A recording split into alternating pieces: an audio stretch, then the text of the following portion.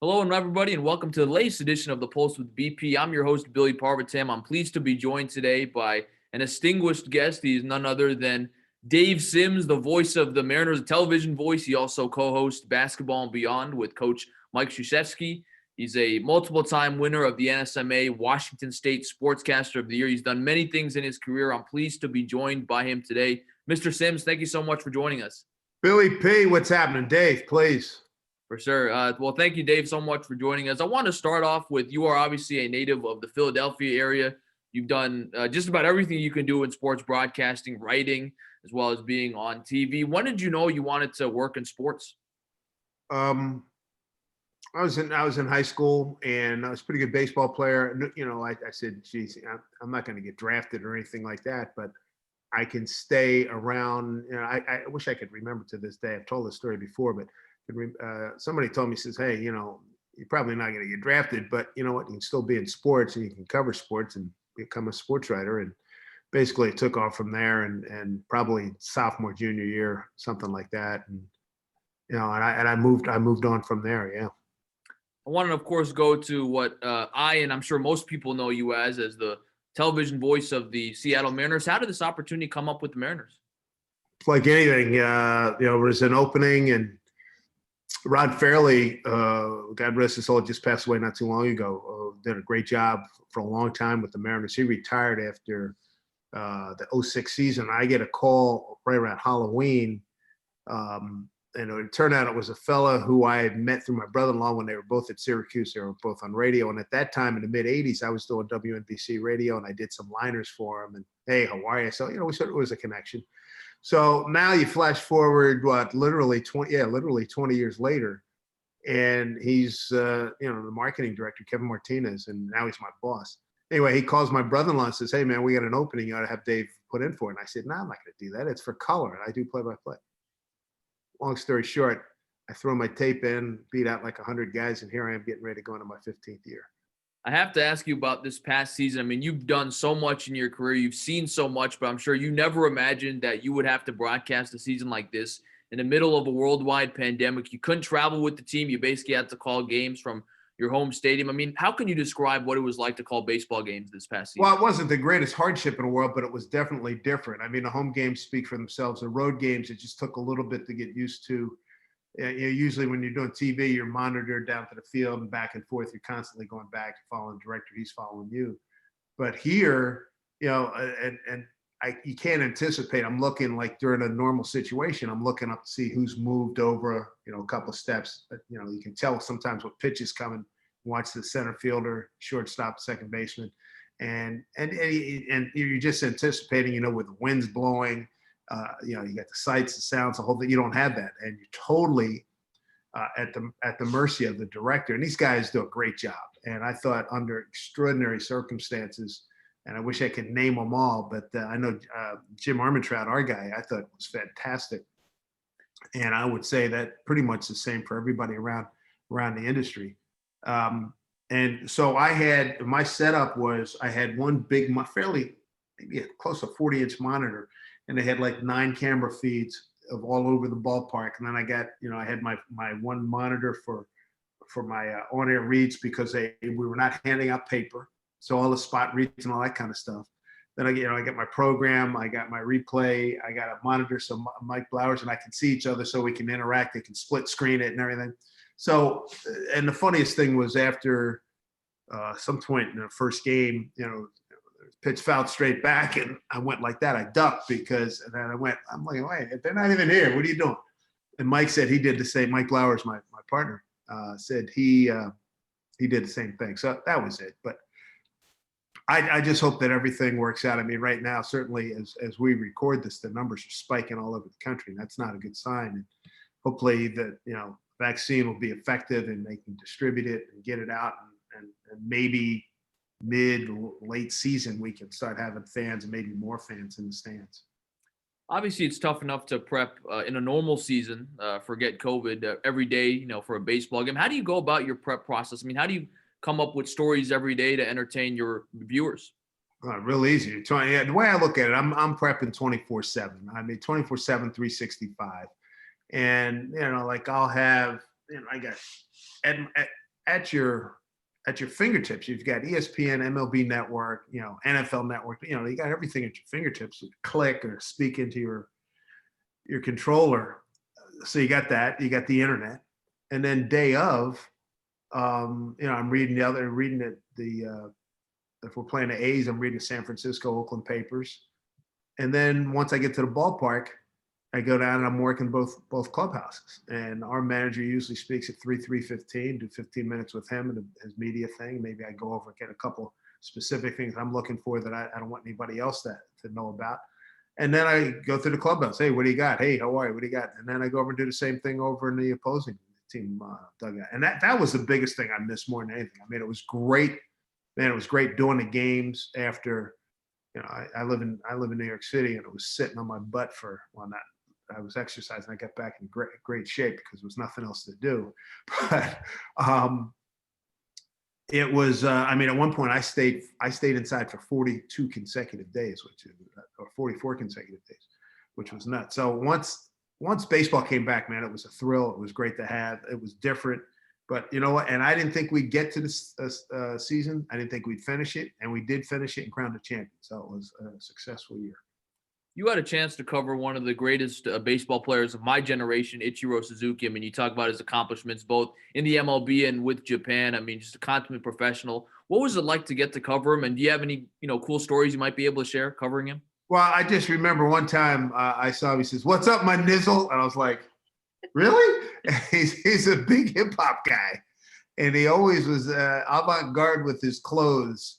That he always had. I mean, just different. He was different, but funny. And his English is maybe not as good as ours, but it's easy to communicate with Itch. And great player. When I got there in 07, and he still had a lot of game left. I wish I'd been here when he got here. What was 01? He was rookie of the year and MVP, I think it was. And his ability, I mean, it was like Rod Carew and some of the great hitters that we've seen in the last 25, 30 years. I mean, Tony Gwynn, where do you want it? Boom, 6-hole, 4-hole. You want to go upper dank? Boom. I mean, one of my favorite calls is he beat Mariano Rivera, the 9th inning 2-run homer. And it was just amazing because when you watch him at BP, and it was especially funny when Griffey came back in 09, it was always great to be on the field at the cage and watch them in the last group of BP, and they'd be playing home run derby. And, Junior hit 630 bombs in his career.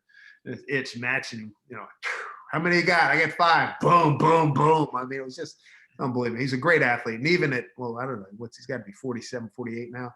He's still a great athlete. It's just that, like I was rooting like crazy for him, and who wasn't when we were in Japan in 19. It just couldn't catch up to the fastball. And they only gave him, even in the exhibition games they played, you would think, come on, he's a national hero. Serving one up like Danny McLean served one up to Mickey Mantle. Let him hit one out. It's an exhibition game. Who cares? Nobody's going to run you out of the country if Ichiro takes you a yard.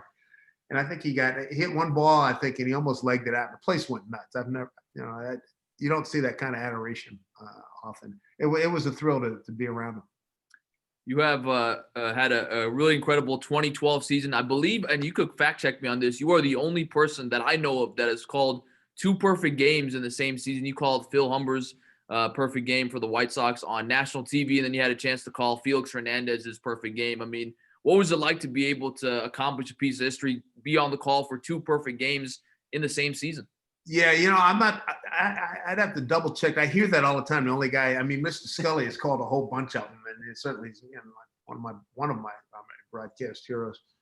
That first game, the Umber game, was odd circumstance. I wasn't slated to do that game. I was going to be a day off, and a few days earlier, I get a call from Fox. Hey, can you do this game? Kenny Albert, who's the radio voice of at the time, still does the radio voice of the New York Rangers. Rangers made the playoffs. He couldn't make that game. Can you do the game? You're right there. Yeah, sure. So we're only on in Seattle and Chicago until the 9th inning. And then, we got a perfecto. And it turns out I said, I liken your sound to Matt Excursion. He was working studio that day. And he threw it to Eric Karros and me for the 9th inning. So that was really cool. And then that was big. I mean, that was breathtaking. And anytime you get a chance to call a no-no or a perfect game, it's just ridiculous. And then August 15th, it was Felix. Felix is our guy. At that point, he was at the peak of his career, and he was just dominant. He should have won more than one Cy Young award. And that was, it was a getaway day. I think it was a Wednesday, 19,000, less than 20,000 people in the stands. A perfect day, and he threw a perfect game. And I thought the Umber thing was breathtaking. I mean, I literally was hyperventilating a couple of, he's a 3 outs, he's 6 outs away from immortality. It was going crazy. And it was one of the signature moments I've ever had in broadcasting. It was a lot of fun. I also read something about you that you really don't believe in this quote unquote announcer's jinx that a lot of people seem to have. I think you said when someone's throwing a perfect game or someone's in that type of groove, you like to let the audience know. And I tend to agree with that because I've always thought the words you say are not going to affect how a player plays the game. So I think it's very interesting to hear you say that. I used to have, it was unbelievable. There was something, I remember Doug Fister had a no-hitter into the 7th inning. We're here at home against Baltimore. And I forget what the count was, but he threw a fastball right down the pipe to Nick Markakis, and he hit it right through his 5-hole, man, right up through the middle, and Doug had to jump over it. I said, yeah, that was my fault. Yeah, right. Yeah, that was my fault. I had these battles with people, and I remember somebody said, somebody said, hey, you're off the hook now that you've called 2 perfectos. I said, you mean off the hook? I'm doing my damn job. We're communicating, we're broadcasting. And, I respect that the players, it's a tradition in the dugout that they don't talk about. I get that. I'm cool with that. But I'm up in the booth, and if I had that kind of power, the Mariners would have won the last 9 World Series if I had that kind of power. I mean, get off of that. It's so ridiculous. Not to mention that Hall of Famers like Vin Scully, Marty Brennaman, Dave Niehaus, Dick Enberg, we had discussed, Tim McCarver, all said, hey, man, do your job. Just call a game. McCarver told me a story real quick one time. He said he come in from doing a game, turned on TV. He's putting around the house, got the game on. And then he comes back around the 9th inning, the 8th inning, and the guy and whoever was doing the announcing said, we got a no-hitter. He says, well, if I'd known in the 6th inning he had a no-no, I'd have sat down and watched the thing. I said, there you go. Case closed. You obviously have a chance during normal times to travel all over the country to big league ballparks. Do you have a favorite or a couple of favorite ballparks, whether it's the actual ballpark or the actual city you like to visit? I like Wrigley Field's really cool. I like it's it's right in an urban neighborhood, and it's really cool. It's a cool neighborhood. Fenway, the same thing. I like the passion, old school passion up there. Living in New York, obviously, I still like Yankee Stadium. I like this aura of it, even though it's not the same building, but it's Yankee Stadium. Our ballpark at T-Mobile is fantastic. I think we have unbelievable sight lines. It's at the right height level. We got the best work. I think we may have the best workspace, radio and TV at T-Mobile Park in Seattle. San Francisco's ballpark is really good. Oracle. Dodger Stadium, still Dodger Stadium, although the booths are still very 1963-ish, but hey, it's still Dodger Stadium. That view is unbelievable. Oh my God. Those are the ones. Pittsburgh is fabulous. Pittsburgh, it's way too high. I was like, oh, we need a press box. We need a broadcast. Oh, damn. It was one of those kind of things. It was like a last minute thing. It's at the top of the ballpark, but the vista is incredible of Point Park, downtown Pittsburgh, where the Allegheny and Monongahela come together, form Ohio to your right, and you're looking at downtown Pittsburgh, the Clemente Bridge. That's a wonderful, wonderful site. And DC is really good too. You're kind of high, I feel like you can touch the Capitol building, but that's a great look as you look out towards the Capitol building. So those are the ones that jump out at me. And where does Baltimore rank? A lot of people. Really good. Yeah. Let's see. It's an easy walk from any of the hotels we've ever stayed at. The radio booth is tight. The TV booth is really good, and I know a lot of the guys in there because over the years, having done football and basketball down that way, I've worked with a lot of those camera guys and sound guys. So it's like it truly is. When we go east, where there's like Big East territory, Washington, Baltimore, Philly, New York, Boston, it's like homecoming. I see all these camera guys and sound guys I've worked with over the years. It's really cool. Hey, you walk in the booth, yo, what's up? Hey, how you doing? Hey. So that's really cool. What does a team like the Mariners need to do to win the World Series? I mean, you've seen the last couple of years. It seems like, the Dodgers have been around, the Yankees have been around, the Astros, some of these teams that have, really big name players that have been able to propel them to success. So what does a team like Seattle need to do to get to that promised land? Well, first we got to get to the playoffs. I haven't been to the playoffs since '01. And since I've been here, we had a sniff in 7, 14, 16, and 18.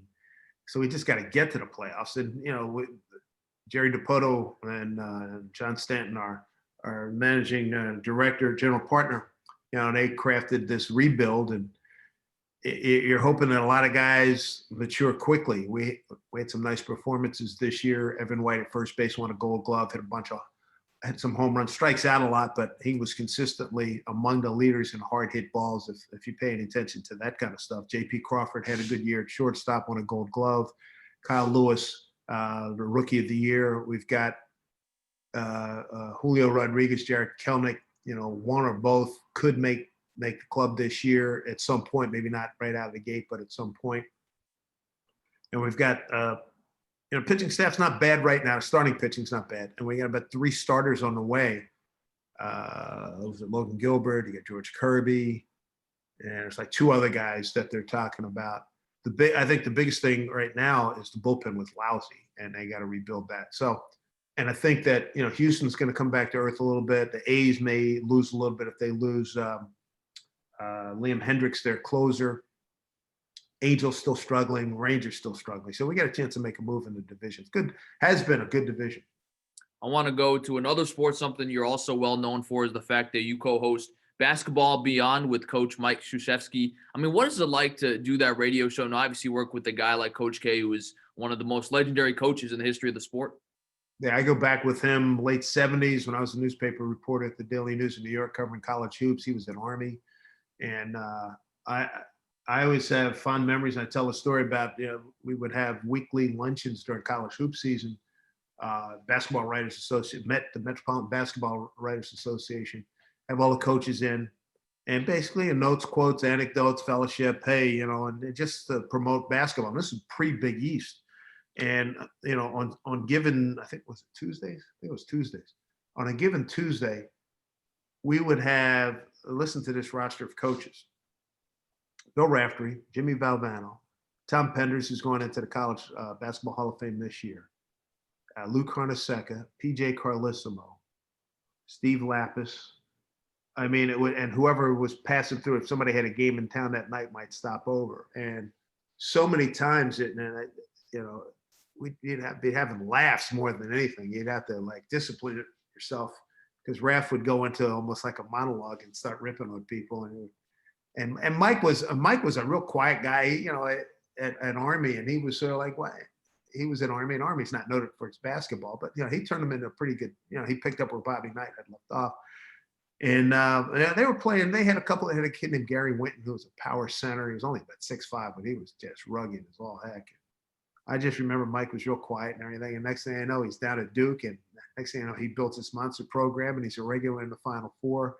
So anyway, we became friends over the years and asked me to do this. We're in our 16th year right now. And the thing that's great about that show is that, his cachet is such that the producers call and say, hey, Coach K wants to talk to you. We get pretty much anybody, especially in sports. I mean, we get every Super Bowl winner, World Series winner, NHL, NBA champion, college football, basketball champion, noted writers, broadcasters. We've had CEOs, power, we've had, matter of fact, one year we had the head of the New York Stock Exchange. I mean, we've had the GM CEO. We've had the Ford CEO. I mean, we've had everybody, man. It's been great. It's a great run.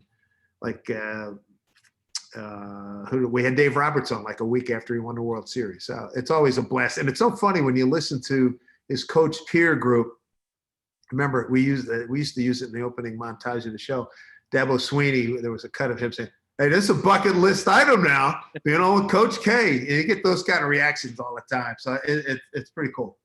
How do you take that relationship out of the picture when you cover one of his games? I mean, is it hard because given that you've been friends, you've worked together for so long, or is that something you not even think about? It's great. It's great because in the games I've done I don't say a bunch, but a good number of TV games, a good number of radio games. I've seen them in a tournament. Matter of fact, what year? What was it? It was I think we were in Raleigh one time, NCAA tournament. I'm pretty sure it was Raleigh, and yeah, it was. And he's having he was just finished his news conference, and he's coming off the stage or something, and he sees me. He says, "Where's my effing bagels?" I said, "You didn't ask." I said, because from New York, and he knows that. So I said, "All right." So I did my, "Hey, Hawaii," give him a hug, blah blah blah. So after I got all my work done, I called my wife. I said, "Can you FedEx some bagels? I want to really stick it in his ear." And so she FedEx some bagels to Mike at the arena. So the next day I saw, he says, I never forget his wife, Mickey says, "You really got him. You got him good too. Good for you." It's a good friendship. I've talked to him about a lot of things, and he's helped me out in various sundry ways. And I've helped him out too. I mean, my wife and I used to do media coaching, and he had us down there a couple, 3 times. In terms of doing the games and knowing him, having a friendship like that, I'm not an assassin. When you're doing a game, there's no need to be. I have that closeness that I can ask him certain things, and obviously certain things I'm not gonna keep close to the vest. But I get more insights. I think when I get a chance to go down there before the game. Hey, how are you? What do you got? Blah blah blah. That whole thing. That's what it's all about, man. It's about relationships in this business. I have to ask you, because I actually didn't know this about you. We were talking about it before we came on air. You covered a lot of Virginia Tech games, especially back in the 90s and in the Michael Vick years. What are some of your favorite memories coming to Blacksburg calling games here for the Hokies? I remember hearing, "Hey, we got this kid, Michael Vick. I think you'll like him." Man, he's a pretty good player. He's a pretty good player. I was like, whoa, it's like a video game. I mean, hyperspeed. And what game was that? I think it was a game against Akron at your place. And they had him dead to rights going to his left, and he zigged and zagged and cut back diagonally across the field to running left to right. And matter of fact, I saw somebody sent me the clip. It's on YouTube. There's a bunch of those clips on YouTube. Spectacular talent. It would go while he's left-handed, he would go like this, and the ball seemed like he'd go 70 yards. And prior to that, I had done when I was doing Temple University radio during their football early 90s. The heck was that guy's name? He had a good left-handed quarterback, big kid, Will Furr. Yeah, boy, I can remember Will Furr. He was a nice quarterback, like 90, 91-ish. Virginia Tech had just gotten into the Big East. Frank Beamer was matter of fact, the first client that my wife and I had when we were doing our media coaching company was Frank Beamer at Virginia Tech. He was the first one to bring us in. That was our first client. And we did a couple, we were down there for a day, and it was a lot of fun. They were gracious and very accepting, and really appreciated what we brought to the table there. So, yeah, I've got very fond memories of Virginia Tech. And matter of fact, I think I did a game. I know I did a hoop game. I think Seth Greenberg was still coaching then. I want to say it might have been a Duke game, but I remember being down there. It's a terrific place. It's, what did I would fly in from New York, to Roanoke, and then drive over. Yeah. We had a lot of good games down there, and what a great atmosphere. And I think since I was last there, the stadium's been darn near rebuilt, right? Yeah, it has. I have to ask you, do you think, because you mentioned Michael Vick, do you think he's the greatest college football player you've ever seen? Well, I'm not going to go that far, but he's certainly one of the most exciting, greatest college football player I've ever seen. Man, you got to be talking Bo Jackson, Herschel Walker territory. But Michael Vick's up there. And as an Eagle fan, my man, and he did the crime, he did his time. And I'm good with him. And I've met him a couple times. He seemed like a good guy. Does a nice job on Fox. And I'm hoping that he's got his life pretty much squared away now. Yeah, what'd you think? Did you have a chance to see the documentary with Michael Vick? What'd you think? I think I watched some of it. It was a little heartbreaking. I don't think it was a 2-parter, I think. Yep. Yeah, I think I bagged the second part. Yeah, it was tough. Gotcha. We also had this conversation before we came on air talking about, the need to incorporate and increase diversity within the sports broadcasting business. You, of course, are wearing 42 that Jackie Robinson had. If it wasn't for him, me and you wouldn't have been able to have this conversation. You, of course, wouldn't have been able to have you wouldn't have been able to have the career you have been able to have. But how can we help kind of increase diversity in this business? Does it start from the ground up? Does it start with scholarship opportunities? I mean, what do you think we need to do? Well, yeah, and you got to encourage people that it's possible. You got to tell kids it's possible. I mean, I could think back, and growing up in my neighborhood in Philly, and if I had told guys that this is what I want to do, they laughed my ass off. I mean, they or laughed their asses off. And what you just get, and so I sort of kept that to myself. But you have to encourage kids. You know what? If you have a dream, chase it, and then you have to put yourself in position. You got to find out educators who can steer you in the right direction. Hopefully, you have parental guidance and encouragement. And then, once you get into high school and college, like I was fortunate, I got an internship as a sports writer, and I had a byline the end of my first week and got paid too at the Philadelphia Inquirer a long time ago. Life changing, and those type of opportunities have to be presented, and people have to take advantage of them. And then you have to learn how to network. I mean, I had a Zoom call recently, and I've been doing. I hope to do more of some of the black play-by-play guys who are in the country right now, and sportscasters. We're never at the same place at the same time because we run parallel schedules. And I had about seven. I count myself, so it was seven of us on a Zoom call back in mid-November. And it was so gratifying because some of these guys, like I see Kenny Singleton, twice a year for baseball. I see Robert Ford a little bit more. He's the radio voice of the Astros. I see him a lot because we play the Astros.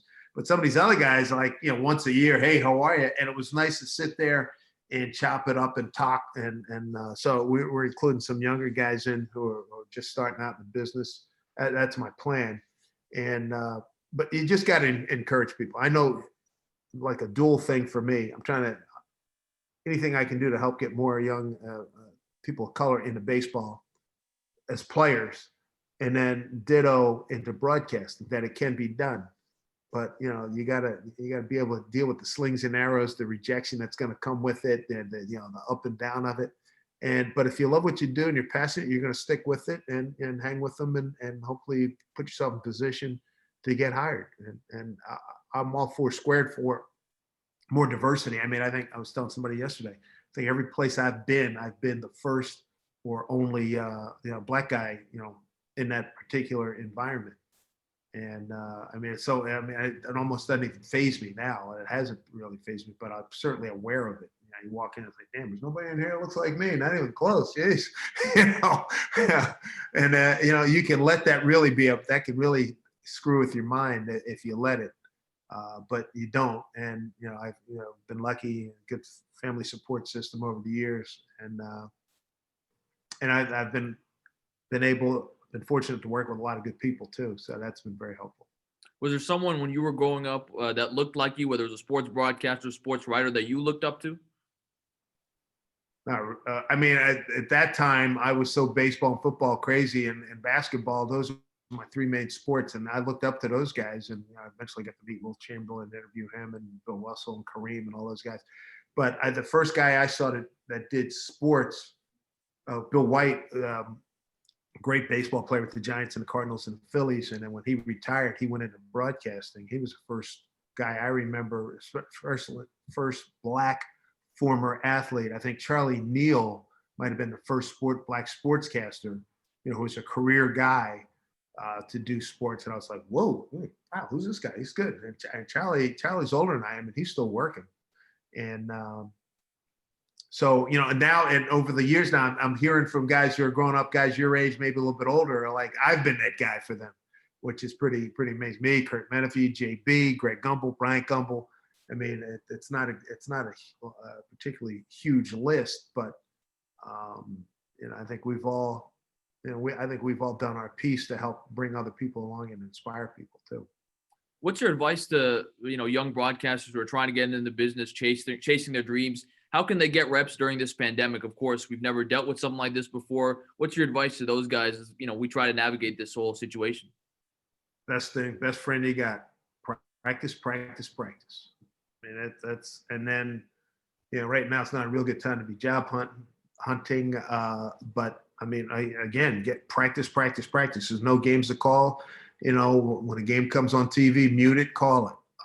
Look on the schedule. And I told somebody this the other day. You can look at your Saturday schedule or Sunday schedule, pick an NFL game or college game. All right. Pick a game, then go online and do your homework. Do your boards, your game boards, and all that kind of stuff. Read the newspapers from those respective towns, get some background, get some quotes, and then Saturday at, you're in the Eastern time zone. So Saturday at noon, that college game fires up. Ohio State's playing, I think, Michigan State this week. Ohio State's playing Michigan State, and boom, 12 noon, game comes on, and maybe you have your iPad record it, the TV, and do whatever you want in that regard, how you want to use your implements. You start calling a game, and do hey, and make up or find some ad copy, and put your spots in there. I mean, you have to use your ingenuity, and you got to use your imagination. And we didn't have these kind of things back when I was coming up, but there were times I would sit 5-10 minutes at a pop, and I would watch a game and call it. And the big thing is you get comfortable with your sound, get comfortable with your voice. Have a good command of the English language. Know how to conjugate your freaking verbs. Know his self and that kind of stuff. No colloquialisms or colloquialisms that are germane to said game, which is very important. And I mean, that's what I would do. I mean, and now, of course, now I've got X amount of years of experience doing this, so it's easy for me to look back. I didn't do it. It didn't work out like that for me, but with the experience I have now, that's what I highly recommend doing it that way. And my final question for you, Dave, you've been so gracious with your time. You kind of alluded to it earlier, but X amount of years from now when you retire, and hopefully that's not anytime soon. And, they say Dave Sims, a pioneer for minority broadcasters coming up like myself, really helped pave the way for those kind of guys. What would you say to that? Well, I'd like to say that, I did my job with great enthusiasm and empathy, and if I motivated anybody, any young people to get into the business and to do the, I always implore people to work hard, get there early, stay late, and do your best, and really enjoy it. It's such, if you're lucky enough to get into this. I mean, I can remember back when I was like making peanuts doing Temple University football, but man, it was a thrill. And our first year was really good. We were 7-4, then we were like 1-9 and 2-11. Nonetheless, hey man, I was broadcasting. It was great. And I was getting to travel a little bit, probably some travel I might not have done. I got to see some places, some campuses I'd never dreamed of going to, and it exploded, and led me to here. I'm in the major leagues, going into my 15th year. So, stick with it, stay with it, persevere, and you just got to work. You put in the work. Dave Sims, I can't tell you how much I thank you for your time. Again, thank you so much for taking some time to chat with me today. Yeah, you bet, Billy. Be well. Hey, all the best. Keep on grinding, man. For sure. That's Dave Sims, Seattle Mariners, Fox Sports, as well as an NSMA Washington State Sportscaster of the Year. This has been the latest edition of The Pulse with BP. Thank you so much, and we'll see you next time.